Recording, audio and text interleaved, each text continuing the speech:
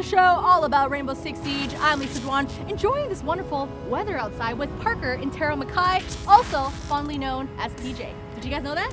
He likes to be called PJ. PJ Masks for the PJ Masks. PJ Masks for the PJ Masks. Not PJ. No, your colleague told me you like being called PJ. Who? Well, actually, you'll find out because you're going to be interviewing said colleague. Gio Collins will be joining us on the show later on. I'm so excited. She's awesome. She's great. PJ is not PJ great. is it, guys. All right, what else is on the show? What else is great is the EU major. We just wrapped it up. Gio was a part of it, so not only are we going to hear about it from her, but also thanks to our friends at Siege GG, we've got some statistics to dive into who the best performers were at the EU major. Okay, I know this episode's supposed to be all about the EU major, but can we get sidetracked a little bit? Okay. Because I still can't get over how hot and cold and mint the sweet bromance of Rainbow Six, NA region, they just won their first title and it's so great. I'm so happy. So we're actually gonna check out and learn more about this bromance in this segment we called Bromance.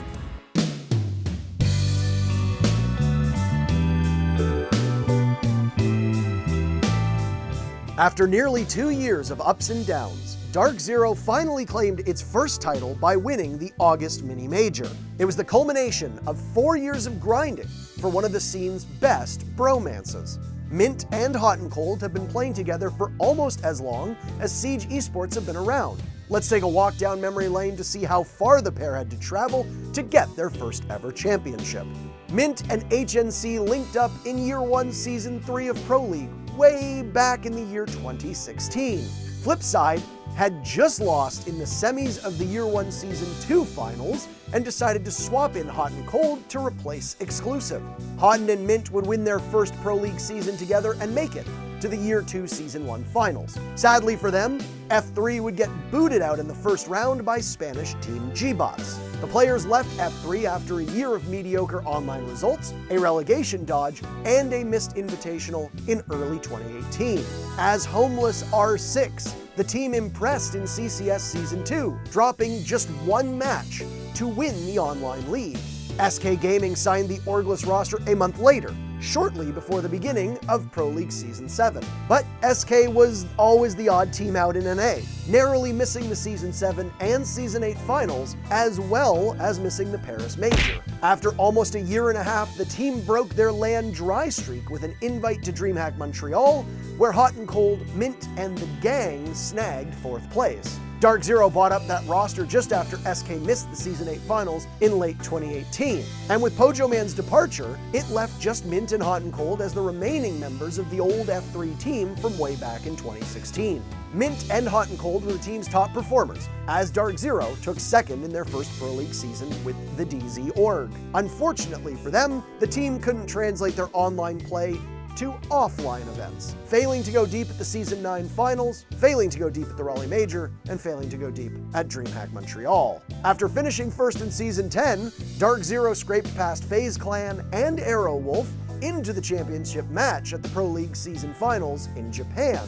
But it wouldn't be enough, unfortunately, as Mint, Hot and Cold, and the rest of the team were unable to cash in on their first chance at a title, losing to Na'Vi in just 2 maps. Dark Zero faltered yet again, but this time at the US Nationals, and ultimately went into the 6 Invitational second in North American Pro League. Mint, Hot and Cold, and the other team members all leaped out of a tough Group A and pushed themselves to an unexpected 5th place finish at SI. However, for the 8th time in their careers together, a championship title eluded Hotton and Mint. The first stage of the new US division was a different pace for DZ. The team had a tough path to the major, not looking anywhere near as dangerous online as they had in the past. As the 4th seed, Dark Zero was almost an afterthought for many people's predictions heading into the August major. But then again, who could have predicted Hot and Cold, Mint, and the rest of Dark Zero proving all the doubters wrong by claiming their first championship? It might be the first title for Mint and HNC over their long Siege career together, but don't count on it being the last win for the scene's longest running bromance.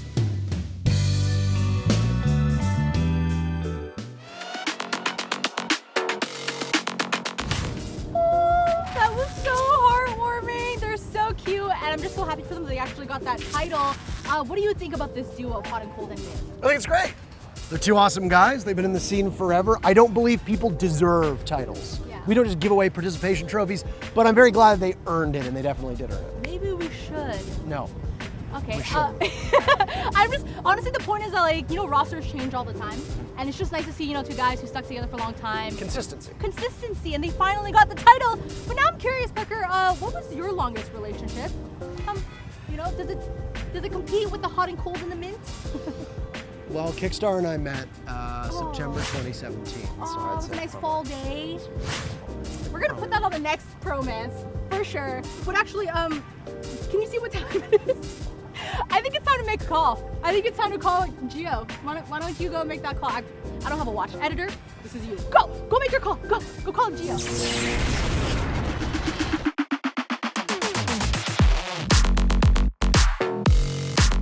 Hello everybody, we are here with EU League caster Gio Collins to recap the EU Major that just happened. First question, of course, how are you doing, Gio? I'm doing great. How are you? I'm doing really, really well, hoping that it doesn't rainstorm here. But we just wrapped up the EU League Major, and BDS are champions. When you were going into the event, did you have a winner in mind? Did you think there was a favorite that was going to take it all? I did, and it's kind of embarrassing to admit now because I thought Rogue was going to win the whole thing. Ended up being the first team to go out, so I'm never predicting anything ever again. So you're off the Rogue train as well? Well, I don't know about that yet. I just think a lot of people had hope that it wasn't just a LAN problem, or it was just a LAN problem, and that in an online event they'd be fine. And now everyone's thinking, actually, no, it's probably just an event problem. So I don't know if I'm totally off the Rogue train, but I'm certainly a lot more doubtful than I was before. Rogue have had some issues with consistency when it comes to big events, and heading into this event in particular, there seemed to be an awful lot of expectations, not just on their shoulders, but on the shoulders of the other three teams as well. For you, from a talent perspective, what expectations do you think were met during the major, and which ones weren't? Well, I mean, the easier part to answer to that is what expectations weren't met, and that is there are three players really I can kind of put that down to, and that's Aces, Leon, and Karjeka, all three of whom did really well throughout stage 1. And even if you look back to something like Pro League Season 11, Aces, for example, was so strong, so good, constantly, he was at the top of the leaderboard for a number of stats. And these are just three players who didn't show up that well, particularly Aces. There were a number of times where there were moments where you think, oh, this is an Aces moment, he can take this. And he just wouldn't. And it was kind of strange. You know, there were moments of brilliance. There were moments of greatness where you saw what these players had to offer. And those were the moments where it's like, yes, that's what I expected from this team. But I think the inconsistency that you mentioned is the really big part of that. Because it was like, okay, we had these positive expectations for Rogue, and they could only show them sometimes. What about the other three teams? Obviously, BDS wins. It's a pretty wild final between them and G2. VP doesn't really show up as strong as some people had expected. What were your thoughts on those three teams heading in? I mean, you know, you said that you thought Rogue was going to take it, but how did you think the other results were going to shake out? Okay, well, Virtus Pro I found really interesting because they only got into the event on a technicality, really, because Na'Vi kind of messed up at the last hurdle. They had a really interesting run in stage 1 of the EU League because they came in really on fire off the back of the European Open Clash, which they won. Then they kind of fell flat on their face, and they had to build themselves up one player at a time, it really seemed, as they were going in through the 5 weeks of the stage. And the big question for me was, okay, they've had all this time, are they going to be able to mesh it all together and see that come into fruition in the event? And the answer was yes, especially when you look at a player like Mission. He was someone who I had really big expectations for because he was the last player on VP who really picked himself up. He was such a major part of their entire strategy in the past in their playstyle. They like to play this really objective playstyle based around him, and that was something that they ended up doing exceptionally well in this event, even if they didn't get all the way through to the finals. When you look at someone like G2, I think what we really expected from them was insane firepower. Of course, I think it's fair to say that since the SI 2019 victory that they had, this is probably the best roster, or the scariest roster that they've had. And so seeing that just really light up was obviously fantastic. But there was a lot of great examples of really good coordination come from them. That's something we really wanted to see, because even though they had a good run in the first stage of the EU League, they did come across a couple of hurdles in the form of draws, which I know they weren't very happy about, and they knew that they had more to give off the back of that. As for BDS, well, I mean, we knew that BDS had done very well in stage 1 of EU League, but they started to drop off towards the end of the stage. One of the really big games that gave us question marks was the game they played against Team Empire, where they lost 7-1, and it seemed really out of character for them. And a lot of us wondered, is this just them starting to go downhill, or are they taking, their foot off of the gas a little bit just because they don't need to be anymore? Well, obviously, it turned out that it wasn't an inherent problem, and it wasn't something overall to be worrying about. But what we did see that was great from them, that was maybe a bit unexpected, was who was showing up the most on that team. Obviously, Renshiro got MVP, and quite rightly too. He got the highest cost, he got the highest rating of every player in the tournament. But then you look at someone like Shaiko, who had shown up so much in Season 11 of Pro League, but had a much quieter time in the EU League, and he was just unstoppable. And then someone like Bride, who had been unstoppable in EU League, was a bit quieter in this event. So I think some of the expectations there shifted in terms of who showed up on BDS, but the fact they showed up at all very much met expectation. Appreciate you coming on the show, appreciate the interview, appreciate the work that you do in the EU League, and good luck in stage 2 when it comes back. Thank you very much for joining us, Gio.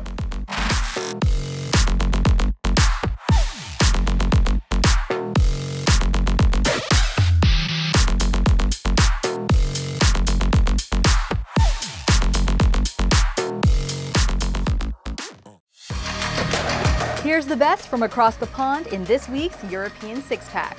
Let's kick things off with the clinical ace from Ilems. When the IQ G8 pick comes through, you know Ilems only have frags on the mind as he storms through G2. And very quickly get things opened up, so it's a bit of time to go to G2's side. For Ilem, he says your time is up. Kanto removed very, very quickly and very, very comfortably. Try and kill someone. A double jump out comes through actually from G2 onto the south balcony outside meeting, and Citizen's down. Can they save him, or will they try and rotate round to kill him? Oh man, this is going to be a wonderful minigame if it comes down to it. Uno completely unaware of Ilem on yellow stairs there and will be shut down. Ilem's going to move out for a third, and that is going to be a big start for BDS whilst attacking Garage here. And it's all down to Virtue and Pengu. And right now, two players that we have seen do well so far on Consulate, but this is going to be a huge ask, and it just got bigger as Ilem gets himself a fourth. Could this be an ace for Ilem on BDS? Virtue will shut down Shaiko. And right now that leaves him in a 1 versus 4. Shut down by Ilem. Huge ace from him. Exactly when his team needed it. He had a torrid time on the defense, but he shows that he is ready to fight here on the Consulate. Citizen was popping off all weekend for G2 on their way to second place. Looking to close out against VP, Citizen ended the match with a statement play. This is going to be no easy push. We're in for a bloodbath in round 12. We're indeed in for a bloodbath in these last dying 25 seconds. There we go. Virtual will be taken down first as he tries to take the gunfight onto Shockwave. The Candelas are coming in as WTG drops through the skylight. Citizen is going to be able to stop him though, and that means 15 seconds. A double kill from Citizen. Is going to be able to go for more. Yes, he will. Triple kill from Citizen as he shuts them down completely by himself. Virtus Pro absolutely destroyed Citizen and G2. Virtus Pro shook things up during the major, with this play being one of their best rounds. Up against G2 on Cafe, Rask pulls off the 1v4 and the ace to boot. See that he just threw it at the double door before he was taken down but couldn't detonate it. Kanto will get a kill onto WTG in a second for himself, and if a player like Kanto can get rolling, this could be tough for Virtus Pro. Our analysts spoke about Kanto before we came into the game and just how influential he can be if he starts getting kills on the board, and that's 2 for him on the round here. We find ourselves 4 versus 1 as Citizen will shut down a mission, and right now this defense is falling apart. Rask, he gets out the tape, he's trying to piece it back together, he's on the super glue now. Hap, he's really trying to get this one back, and he's moving silently, he's like a snake, he's down on his belly, he's looking to get this flank off, and the first one is going to be a free kill onto Uno. He waits, trigger discipline, he's trying to locate Pengu. No way. He needs to be careful, so smart. and he nearly misses the kill for it, but it's a good quad for Ras coming in. Pengu, however, takes the opportunity to get the diffuser down. This is going to be an ace for Ras. Yes, as he finishes it off. Massive play just when they needed it. You didn't think we'd be able to get through an EU highlights reel without Shaiko, did you? This is definitely one that G2 wants back, as Shaiko steals a round away from them with only a second left. Ready for a jump out potentially, but the option is there, and he could well hit a big flank onto a couple of the BDS players. Shaiko's going to find him. Shaiko is going to find him. I don't think he sends the drone in close enough, and he's not going to be able to move in and make that challenge. Virtue gets Renshiro, 3 versus 3. Pengu moves back into sight onto Alems. Breeder's getting the diffuser down right now. Shaiko fighting hard. He moves in and gets a huge kill. Last one comes in. 4K for Shaiko, and he is turning up when BDS need him most, covering the plant and just taking full advantage of the chaos. While Pengu gets credit for his Kobe of an impact, Virtue's the star of this next clip. Up against a Monty and 2 rifles on Theme Park, Virtue makes magic happen. But more importantly, he stays alive. Exothermic charge down, going to come in for a second one. I'm not sure. I'm guessing with Pengu moving away there, he doesn't have... Oh, he does! And what a throw! Unbelievable from Pengu. I thought he dropped away because he didn't have another grenade to hand, but he certainly did. And that is going to keep the thermite out, and that could be pivotal in this round, because what he's just done is he has forced BDS to move through a single doorway. They are now funneled on this push with 20 seconds left to go. They are looking to move in behind Rafal, and right now BDS look like they might be out of ideas. And let me tell you, BDS, the only idea that you've got is to just push forward and do whatever you can. They try to get the diffuser down. They will be unsuccessful as Virtue goes absolutely wild with the shotgun, and that is 3 huge kills for him. That's gonna be round going towards G2. It doesn't matter, these are impactless kills, surely. Ooh, that was close. Well, we opened up the 6-pack with an Ilems ace, so let's close it out with the second one. Ilems catches G2 with their pants down in the major finals, and makes them pay for it big time. And BDS were only just starting to square up to go for an execute. It's going to feel the same here. You still got to deal with smokes coming out. Does put one through the head of Citizen, so it's a 4 versus 4. But all the right delay tools are still here, Ace. I worry if they have enough time to make this happen. Out comes the Toxic Babe canister. Pengu using the electricity of Clash's shield just to slow down the attack as much as possible. Kanto gets a kill onto Rafal, second on the round. But Virtue will be shut down on the challenge, and these are trading back and forward at the minute. Alems is trying to get in behind the Clash. He does get in behind the smoke. They're completely unaware of his presence. He goes for the challenge. Huge play from Alems coming out there with a big double. Breeder gets the diffuser down, and right now it is all down to Kanto. Gets himself the third on the round. He is on for the ace here. 1 versus 2 as Alems takes out the downed Pengu. Kanto, he's got to make a move. Shut down by Alems, who has the counter ace. With stage 1 coming to a close, don't worry, we'll have plenty more highlights in store next week.